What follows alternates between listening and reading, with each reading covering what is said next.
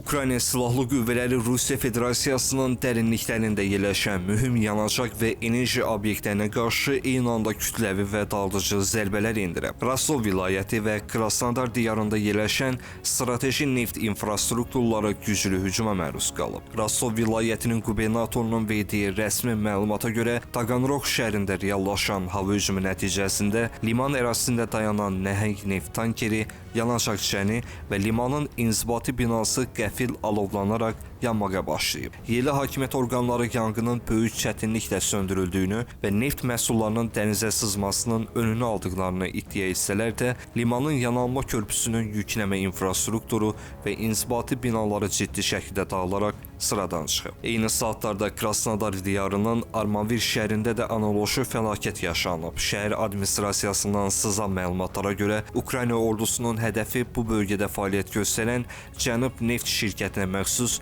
neft bazası olub. Hücum nəticəsində neft bazasının ərazisində dərhal güclü yanğın qeydə alınıb.